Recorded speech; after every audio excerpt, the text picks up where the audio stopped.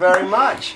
Welcome back to Andertons TV, and my guest today is Julia Lange, who is in the UK for a little bit with her band Funky Times, doing some gigs, and thank you so much for taking a morning out to come to Andertons. Thank you so much for having me. Not at all. Now, if you may be familiar with some of Julia's music from watching on YouTube or Instagram, maybe you've seen a show, but you're a really interesting guitar player because I've seen you play classical, I've seen you play funk, I've seen you play fingerstyle acoustic. So you're not really in a lane. You have several strings to your bow. Let's talk about that. Which came first? Well, first came the classical guitar. Okay. Totally. When I was 8 years old, I have an older brother, and my mom really wanted my brother to play an instrument, and he hated it. So it was just once a week. He went to the guitar lesson, and 10 minutes before he would practice. And I always loved hearing that, but he practiced for the guitar lesson and was constantly fighting with my mom that he doesn't want to play. And then I was like, well, if he doesn't want to play, maybe I can play then. So you inherited his classical guitar. Yeah. I have two daughters. I've tried to get both of them to. One is just about to be 8, and the other is 12. And I've tried to get them both to play an instrument, and they do exactly what your brother does. So I buy them lessons, and they don't practice at all. And then 5 minutes before the lesson, they practice. But I don't know how they would get a bug to explore classical music, because most modern households now, you wouldn't naturally have classical music on the radio. But was that down to your parents or your teacher or just your own passion? No, my parents don't make any music, and actually there was pretty much no music in the house at all. Just maybe some radio, sometimes, the top 40, whatever. And we were just living on the countryside, and there was not much else to do. I think that was basically a reason. It was the time before YouTube and social media, and once I started playing guitar, I could just totally lose myself in it. So even at 8 years old, you were quite quickly picking up what the teacher was showing you. Yeah, I don't know why, I was just so eager to learn it. And I remember the guitar was not a great guitar. It was like a 50 euro something guitar from a flea market or something. And it was hard to play, and then my fingers would hurt, and I would always go to the bathroom, put like cold water under my fingers, wait for a little bit, and then continue playing. Wow, I'm kind of... it's funny, isn't it, how some kids just get it, but most kids don't. But I what a great story, because that's, I love the idea that even though your fingers are hurting, you're just going to run them under some water and try and just practice some more. That's amazing. What are your,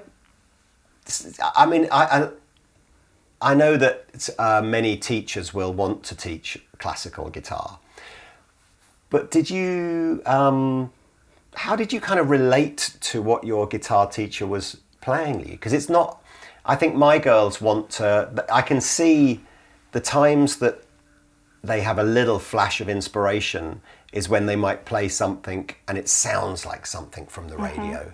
But how were you kind of, playing classical stuff? How were you relating what you were playing to perhaps the original piece of music?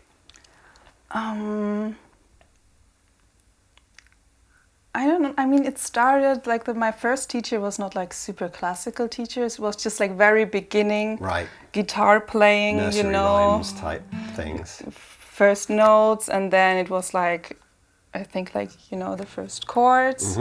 And then she moved away. And then I went to another teacher, like the next village. And he was like super, super cool. He showed me like some bossa nova and stuff like that, which I've never ever heard in my life. And then I was just like, wow, this is so cool, like a whole new world. And then there was a time when I was like 12, I heard about like competitions. Okay. It's like in Germany there's a competition called Jugend musiziert. Okay. Which is like for the whole of Germany, kids can compete like in the classical field. And I was like, yeah, I want to do that. And then I got like really, really into really proper classical stuff and in my competitive era. I think that's probably my favorite stuff of yours that I've watched is just you doing, you know, classical pieces and I think it's just because it's also new to me. Like I don't have a background in classical music, so although the music is hundreds of years old, you know, it's new for me. And I think it's such a challenging style. You know, if you've learned to play with a plectrum and rock and roll chords, it's very, very different, isn't it? The sort of, but would you? I mean, we've got or perhaps if we swap between the two guitars, and maybe you can tell me about how do you just approach a steel string guitar versus a nylon string guitar? You know, what is it that your brain tries to get you to play? It's actually so funny because exactly the way you said, like, you know, you come from this and then it's so different. It's exactly the same for me the other way around. Right.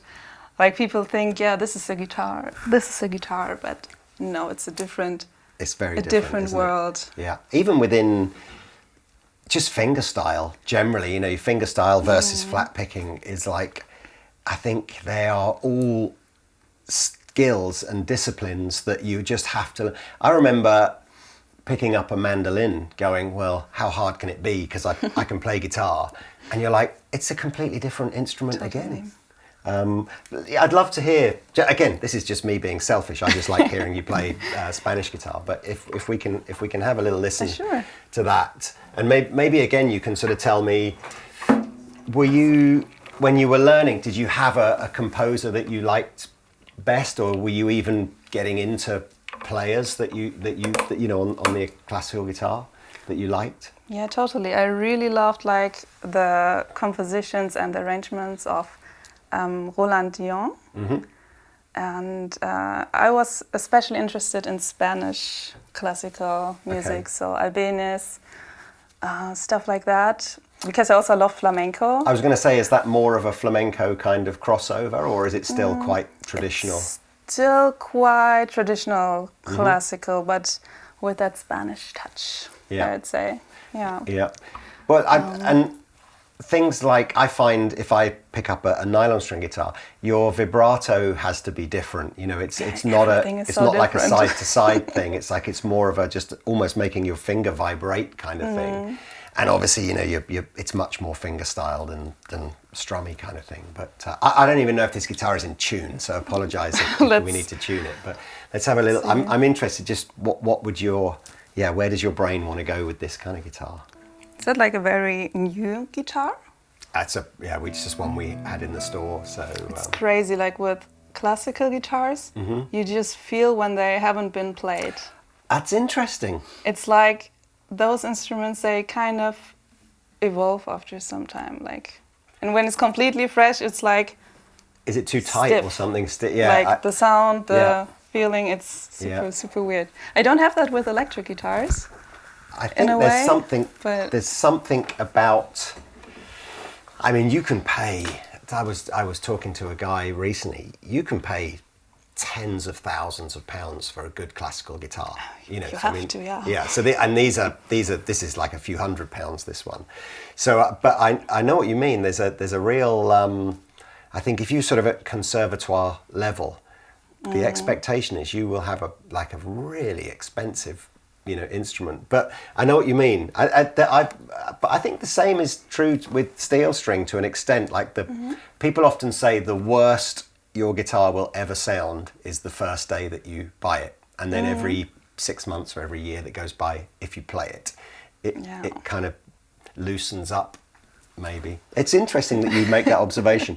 I mean, I just love the fact that you've changed your sitting style. You know, everything is just. That's what we were saying before you started. It's just a very different instrument, right? It's a whole different world, but I can really recommend like changing the world sometimes because when you're like you're used to play like rock and electric guitar and all of that stuff. And if you start now like with classical guitar, the way I started with electric guitar like 4 years ago, it's like you can be a complete beginner again, just the way when you started making music, and that's such a wonderful thing. Let's hear it a little bit, see what you can do. Let's see what I can... Okay. Confusing. This is what I mean. That is... Yeah, that's like the... Look at the right hand technique though, you would never see that. Well, actually, Matteo Mancuso, I think he's kind of taken that onto electric guitar, and it's like... But I'm sorry to interrupt, because that's what I wanted to hear, basically, was that. I think it's just an amazing technique. But yeah, sorry, I won't interrupt you this time. I'll let you play a little bit more of that. Let's see, maybe this song. Wow, I might be lost.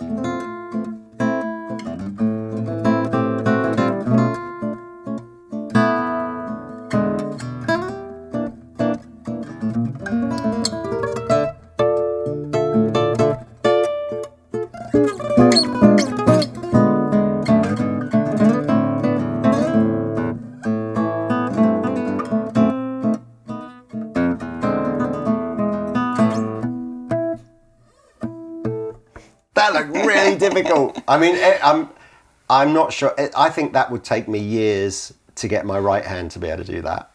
And then the left hand, I guess, there are a lot of changes, so, but maybe the left hand, I could sort of see myself with some practice getting there faster, but those sort of rakes that you're doing with your fingers rather than your thumb, that's taken a long time. I think you can see your conservatoire kind of upbringing there. Thank you for doing that. It took a long time. I'm not to gonna learn lie. it in the first place. Yeah, I bet it did. It takes quite a while. But the good thing is, as soon as you get into those techniques, you can use it for a lot of things. Especially like one thing that I also use a lot on acoustic guitar is like a tremolo. Right. It's like...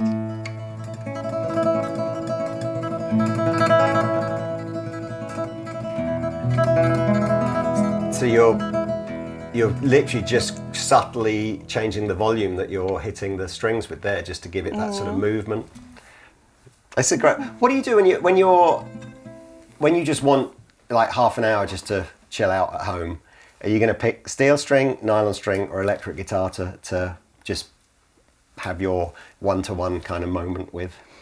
Depends on the time of the day. Okay. Like in the morning, it could, like honestly, in the morning, it's like just nice to just take a guitar and there is a sound coming out. Mm-hmm. You don't have to like, turn something on, and it's just me being very lazy. So I definitely like to play some classical guitar in the morning, or and then acoustic guitar. In the evening? Yeah. More distortion. I'm not so much into like the distortion and rock and roll world, but a little bit more, like electric guitar. That's great. All right, well look, so we kind of, in your sort of like, I mean, you're still 27, right? Yeah. 27, okay, so I guess we kind of got to like maybe your teenage time, and you're still very much focused on the classical thing.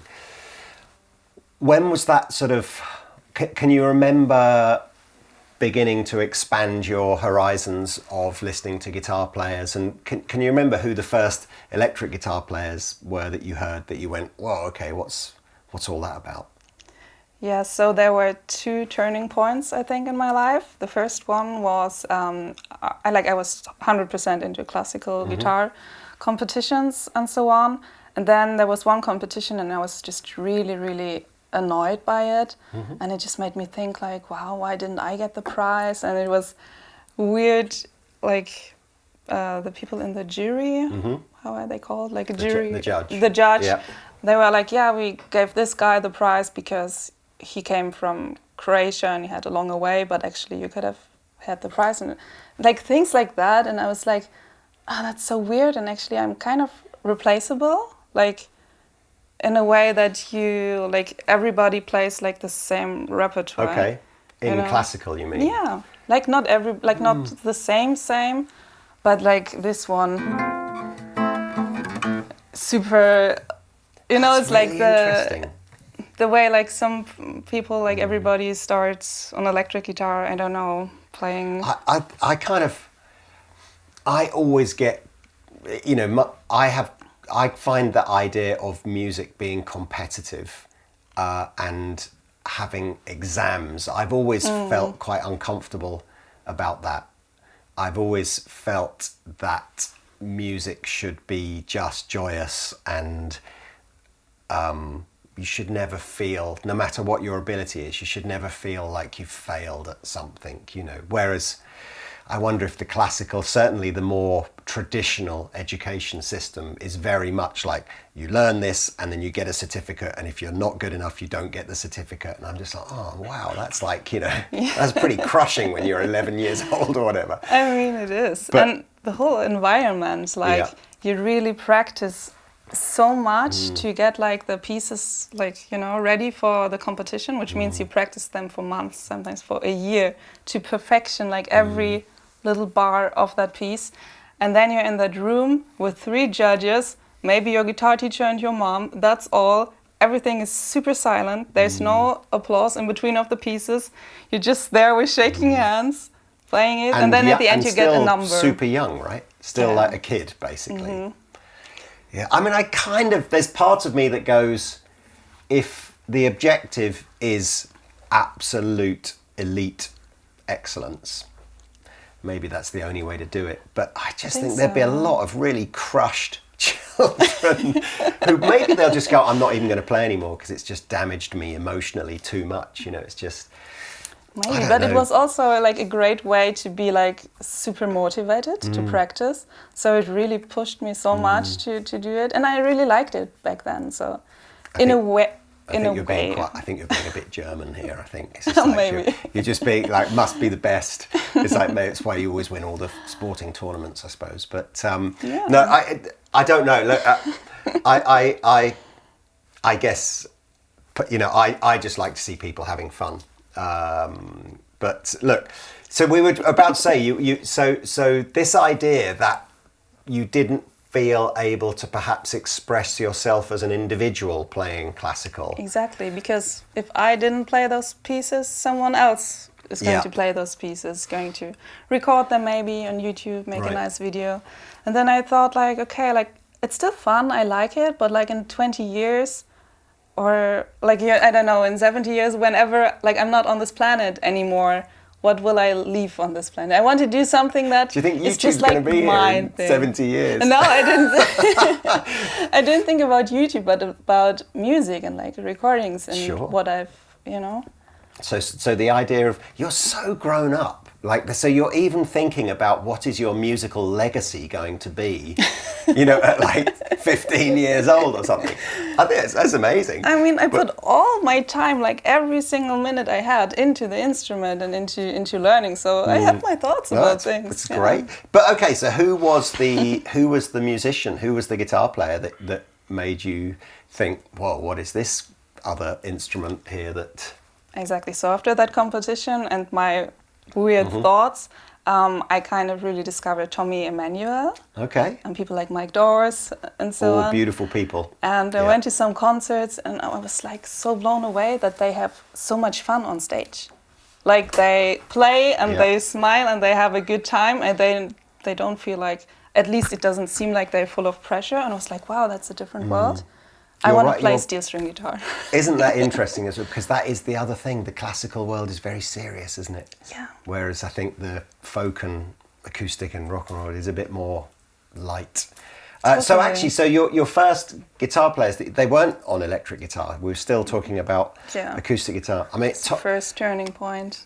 I love Tommy. I think not only is he arguably the most talented acoustic guitar player on the planet, he brings all of that joy to every performance. So I can see why, again, you would go, I want some of that. But so did you get, and he's quite, in fact, him and Mike, I think, are quite accessible, aren't they? They're not like, what are the chances of meeting Eddie Van Halen, you know, or what, you know, whatever. But you could probably go to a Tommy show and send him an email and go, can we hang at some point before? And he'd probably go, okay, you know, he's a nice guy like that. So did you get to meet Tommy? I guess you must have met him. Yeah, like quickly, like after a concert, I got to say like hello. That's great. Yeah. That's great. And what do you remember like taking away from the way he plays? Is it still kind of a finger style kind of approach, or because he can do everything, can't he? He can do everything, and what really like stuck with me is like he writes his own songs. Mm-hmm. He writes like songs for guitar, and they have like a story. Like he wrote this song because when his daughter was born, stuff like that, and was like, okay, with like the classical pieces, one problem that I have is like I don't have a story about them because they've been written by someone else, and I just have the story. Like, yeah, I just heard it then, and then I like to play it, and then I just really wanted to write own songs and started like arranging like some classic songs for guitar. That was my first step to get like more into this. What's world. I always think, I don't think I've ever really been able to connect a story, one of my own stories, to a piece of music. I think I would want to write lyrics to tell that story. But obviously someone like Tommy, and there are lots of other guitar players like Tommy who are telling a story just with the music. But how does that, is there like a piece of your own music where you could go, well, here's the piece, or here's, 30 seconds of the piece, but here was, kind of talk me through what the story was behind? Yeah, like for my pieces, like the ones that I've written for acoustic guitar, for example, they all have like a story. Like for example, the Funky Swan, like the song I played in the beginning, it's like inspired from playing with a band for the first time, the funk band, but it also has a classical part in the middle. So, and I wrote it like right before I had some gigs in India. Okay. So these are like all reasons, and then it's like for me the idea of it was like a swan, because like a swan is kind of elegant, like very classical, but it also has like a funky element, like the under the water. Yeah, the legs are going like this, but above it's very graceful. And for example, that's that song, and that opening piece, there was a little bit, I think you were playing more on the treble strings, and it reminded me a little bit of like a Fleetwood Mac kind of vibe. I always think they write incredibly good and complicated guitar parts to their songs, but it's interesting. So you're thinking of places and feelings, maybe, or rather than an actual story as such. Is it more emotions, or? Sometimes it depends. Like I have another song that has like more. I had a story in mind what was happening, because I'm playing in like a rock metal band as a rhythm guitar player, and they asked me to play a solo acoustic piece in the middle of the set as like like a moment to chill down for everyone. And before that, there's a ballad. So the singer asked me, "Can you write like a song, that catches like the heavy mood of the ballad, which is about him and his daughter who lives on the other side of the world, parents split up, and it goes to more like an uplifting way." So I had like this idea of like a father like in the taxi going to the airport, and it's raining, and that's like the tremolo, and then they meet, and and that has like a full story, like at least in my head. And it's great. It's great. Sometimes I wish I could convey my thoughts into guitar parts. But well, look, so we've kind of gone. I mean, it's crazy. I suppose so. From 8 years old up to 16, you're 16. We've gone from sort of classical into the steel string. Seeing Tommy and Mike and all that kind of stuff. I mean, obviously the journey keeps going, right? So now, then you just mentioned you're in like a rock metal band. It's almost like the polar opposite of kind of classical guitar. So what after you saw Tommy and you discovered guitar players like that, who was the first electric guitar player that you you started to listen to and they really inspired you?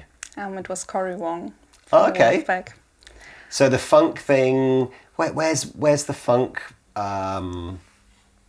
Where's the funk kind of influence or sort of draw come from? Oh, that's a weird long story. So Okay, well, there we are. Go and make yourself a cup of tea, YouTube. Let's listen to the weird long story.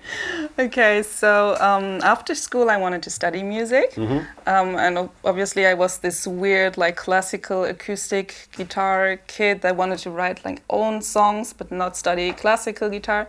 So I ended up in a university in Dresden, where this was kind of the idea, like a very kind of open environment, like musically. But a lot of things I didn't quite like the idea that music is now like a work and people tell you what to do and you don't have like the creative freedom anymore really took a lot of my love for music like away. I was like really weird point of my life. And then I had a classical guitar concert. I had a good friend of mine, Jules, on acoustic guitar for some songs as a duo, and his brother Leo as the sound engineer because they had a PA.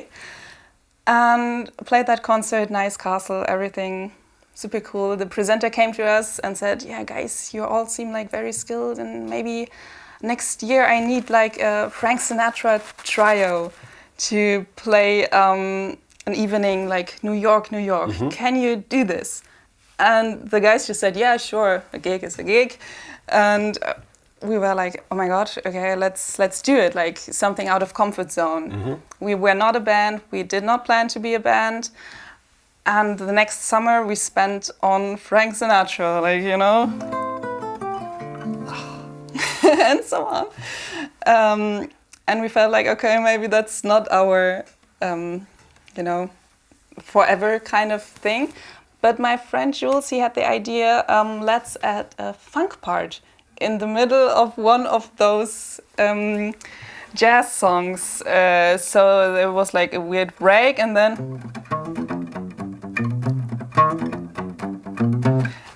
And he made that up and then we had like this little funk part in this jazz concert.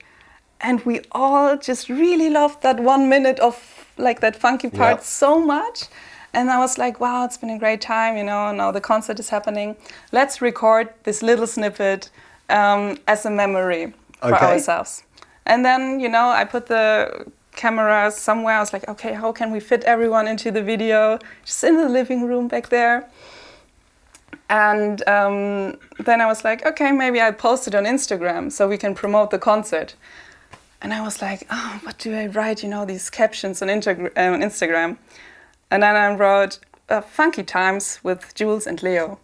And that video blew off. It went kind of viral. And we were like, wow, this is so crazy. And I was like, yeah, guys, like all this first time for me playing with the pick and this up and down stuff. I was like, where can I listen to more of that music? And they were like, we'll show you Wolfpack. And that was it changing. That's great. And then, like you say, the sort of Fearless Flyers and all that. I mean, it's just, they are, again, that was another, I think that's probably something that YouTube has really brought to musicians. Because I think if it hadn't been for YouTube, I would never have seen anything by Wolfpack or anything like that. And I would still play classical guitar today. So there's this sort of, I mean, did you do like a backwards journey from then? Did you sort of go backwards into listening sort of Nile Rodgers and that kind of funk stuff? So it's like, I always love that. I think that's the beauty, I think, of the guitar now being 70 or 80 years old, or at least the electric guitar, is you find a modern musician and you go, I really love this. And then you journey back through all that person's influences and you discover so much cool stuff. Totally. It's like such a huge world, like the electric guitar world. Yeah, absolutely huge. So that's obviously how Funky Times gets started. That's how Funky Times started, yeah. See, so you're straight into. Did you even own an electric guitar at this time? So you're in this funk band, going Cory Wong, he's the guy. So what did you go and buy? What was your first ever electric guitar?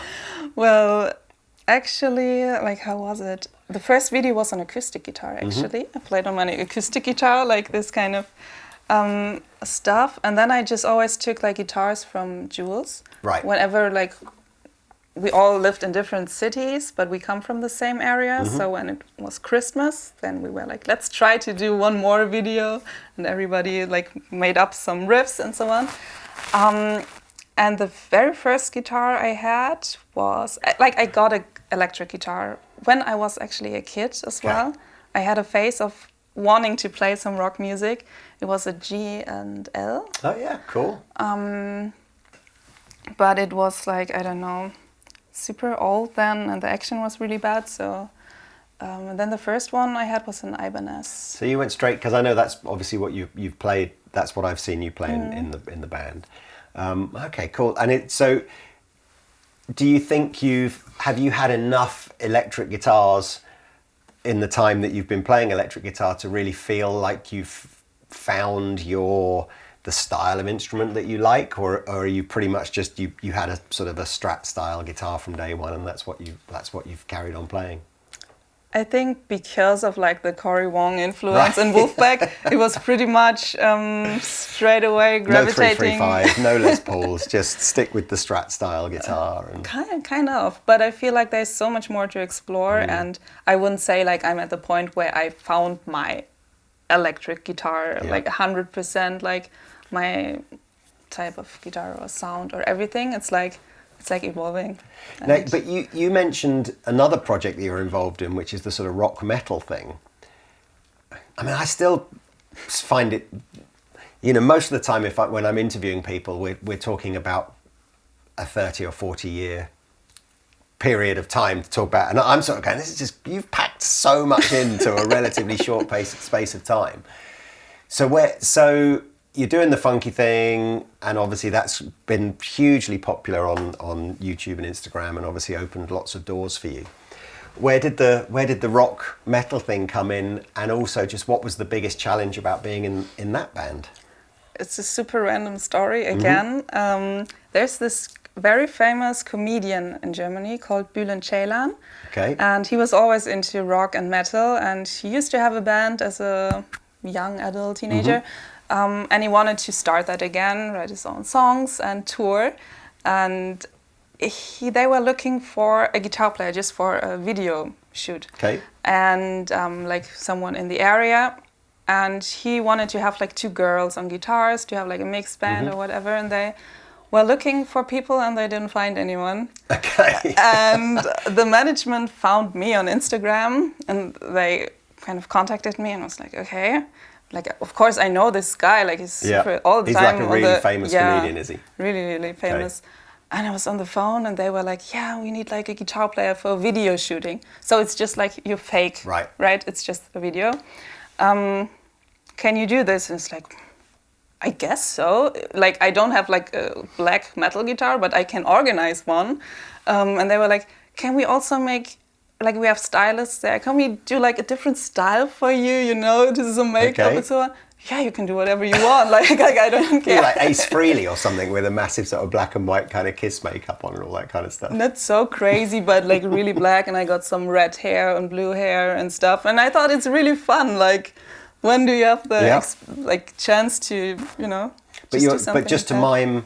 Just to mime, and that was so hard for me. Oh my God, because from Funky Times, like I'm used to be like, I don't know, I'm on stage and I'm happy. I'm smiling and it's so great. And they were all the same. We were on the set, everyone was, ready, and everyone's like, yeah, it goes on. But then everyone goes like 1, 2, 3, and they were all like, in the metal mode, and I was like, oh no, whoa.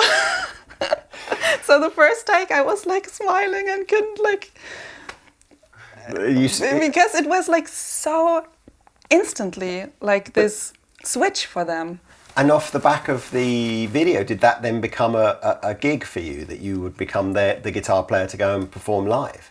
Yeah, actually yes. But because maybe they were not so into like the music world yet, and the guy was like, I checked out your Instagram and you can really play guitars. Like, yeah, but I'm not like a metal guitar player. But you play really difficult stuff. I think you could learn it. Yeah. like you can just learn it. It's like, I was like, yeah, I mean, you're right in that way. And then I said, okay, then I'll. So who were you? I mean, I love all this because I one of the things that, I mean, I don't think I'm very good at it yet, but one of the things that Pete and I have had to try and do badly, I know everyone will say we haven't done it very well, is not just play blues rock stuff. You know, it's like if we're demonstrating a Jackson guitar with a heavy metal pedal, you know, you have to be able to play something, right? And again, you just, all of that, you go, wow, this whole right hand technique is new. I don't play, this is not normal.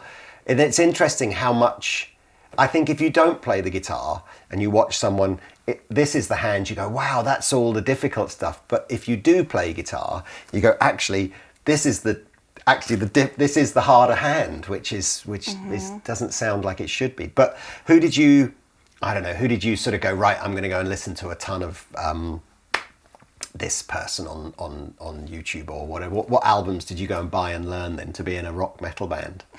I mean, it was pretty straight, like this is the album already existed. Okay. It was recorded by some guys, session musicians, and it was like you just figure out the parts and we go on tour. So what I did was I had like the album and I just listened to pick it up. There were no lead sheets, nothing. So it took me forever.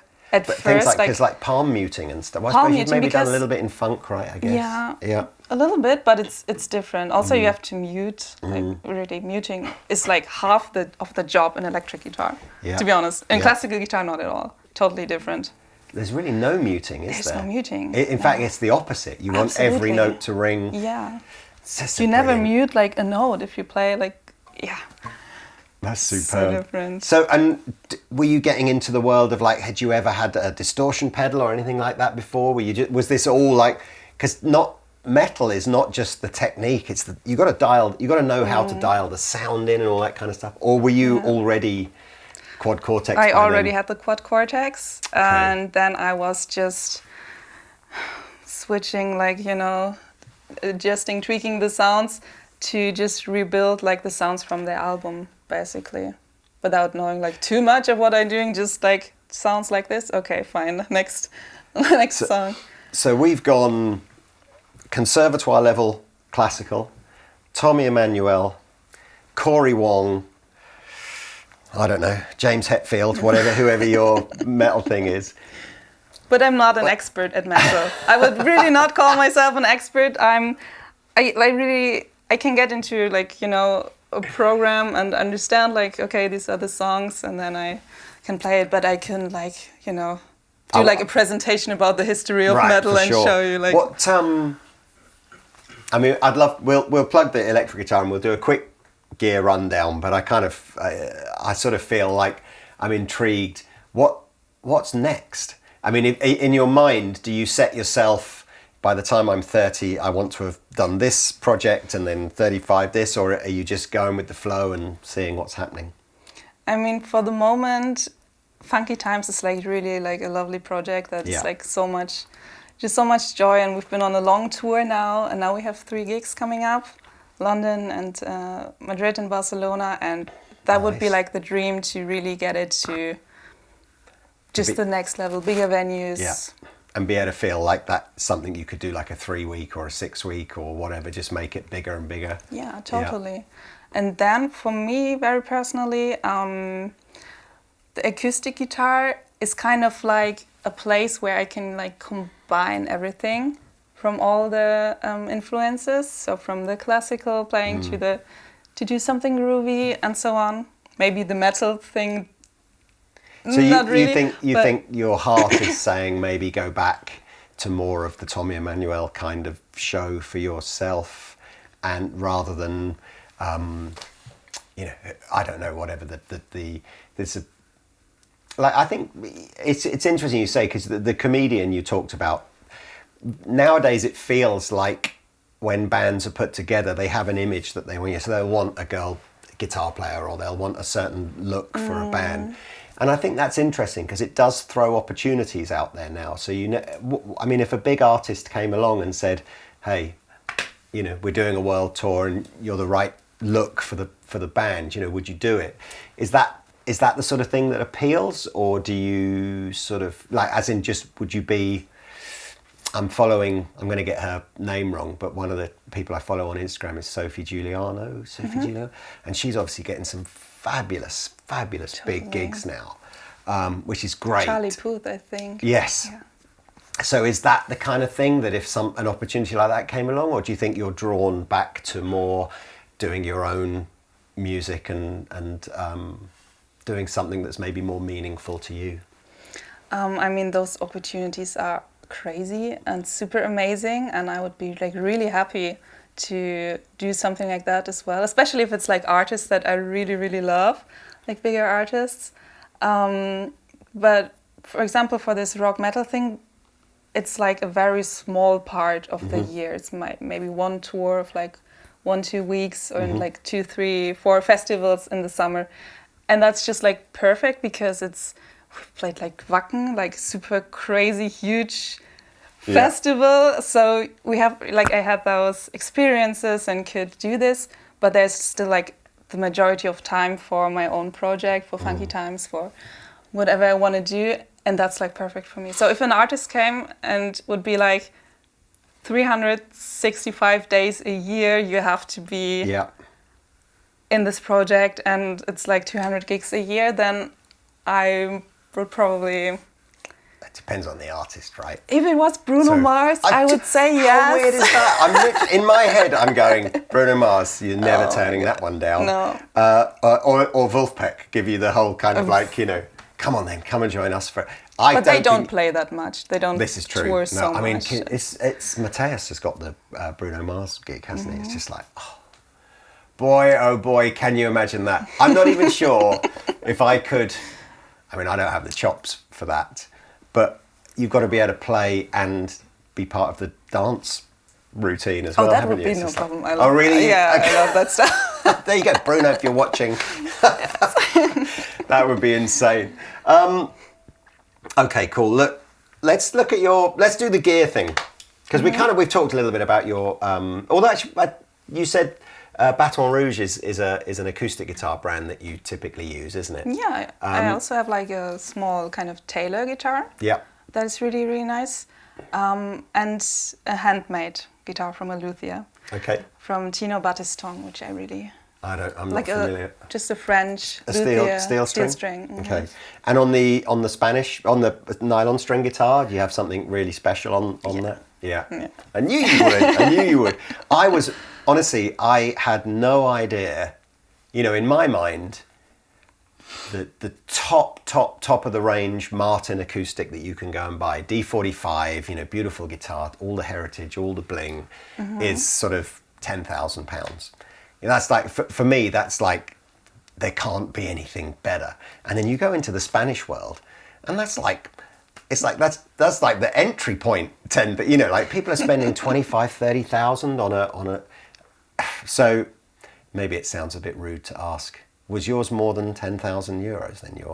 Well, right now it would be. Yeah. It would but be. Back then, when I got it, it was 5.5. It was a very new luthier, but really, really good. I'm so happy that I found this. Where are they based?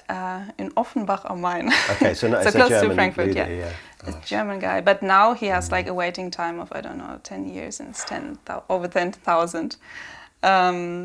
That's incredible. I need to get in. I went to Venice on just a family, like just with my wife, just a little long weekend, and you go through all the little streets of Venice, and there were 3 or 4 little guitar makers, you know, with their own little shops, and it just blows my mind, the idea that, you know, you're probably only going to make 3 or 4 guitars a year, but they might be 20,000 each or something like that. It's crazy. It's just like one person in that shop building the whole guitar. Yeah. But I also feel like that must be such a lonely time somehow. Like I enjoy having like people around me and like a team and to work together. I think I could, in another life, I don't mind my own company. And I think the idea of just really, really understanding why a violin or a classical guitar, you know, just being able to just spend weeks just with a tiny chisel getting all the bracing and just, I think it must be, like you say, maybe lonely, but I love the smell of, like, you know, just the smell of wood as you, and glue, and it's probably bad that you like the smell of glue, but, you know, I think it's just I would be into that. But until now, when I open like the case of my classical guitar, it still has that kind of wood, and it's like really like awesome. Let me look at the Ibanez then. So this is your own. These two guitars here are from just from the store. So we've got like a couple of Alvarez acoustics. But the Ibanez is yours. So let's have a little look. You've gone for an AZ model.